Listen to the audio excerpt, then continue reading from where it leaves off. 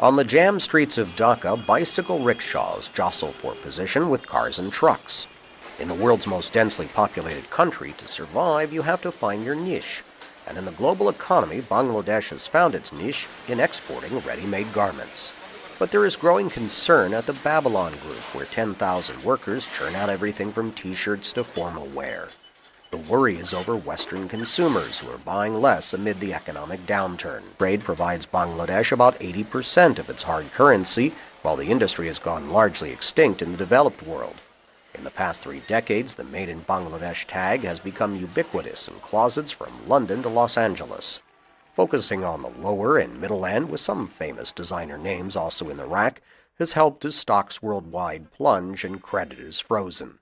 Some Bangladeshi manufacturers actually report an increase in orders as factories shut down. They've been too successful at this low-road model of development, where they've offered low-wage labor and have underinvested in their own infrastructure, underinvested in government regulations and government enforcement of laws. And while contracts poured in from the likes of Primark, Walmart, Carrefour, Gap, and Disney, buildings went up fast, filled with workers, sometimes housed on illegally built floors. But wages remained low. You have scale, you have expertise, you have an ecosystem around that industry which has built up in Bangladesh, so that even if the wages rise to, let's say, double or triple, from $40 a month to $80 or $120 a month, you still have a thriving garment industry in Bangladesh. Bangladesh also benefits from the European Union giving the country extra help. Because it's so poor, Europe allows Bangladesh to ship garments to the world's biggest trading bloc duty-free. The fire is thought to have started on the ground floor. For almost 5 hours, firefighters battled the blaze, but it quickly spread upwards to engulf the 9-story building. The factory is in the busy Ashulia industrial belt. What caused the fire, no one yet knows. But with nowhere to escape, many people were forced to jump.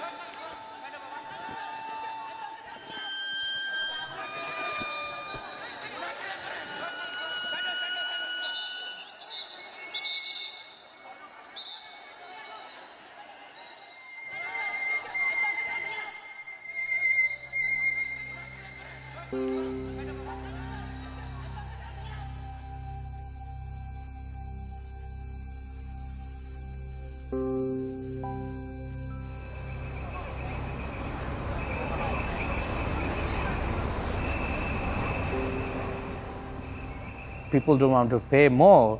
So if you don't want to pay more, how the producer? The big brands may not wait for trade sanctions. Disney pulled out before the latest building collapse after a fire late last year. That and political disruptions have made some Western firms look toward higher cost India. We would not want to see the brands departing. I mean, they've benefited from the profit margins. Now's not the time to walk away from the map. Sweetener, the EU says it might now suspend.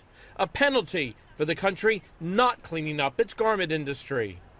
On the other hand, the United States still imposes duties on clothes from Bangladesh. The Bangladeshi government says if the U.S. eliminated that tariff, costing as much as 32 cents on the dollar of each garment, the workers would benefit. If this 32 cents were not an impediment, then it is possible for us to offer the American middle class a lower price. It's possible for us to have a bigger margin. It's possible for us to transfer the bigger chunk of this space to better terms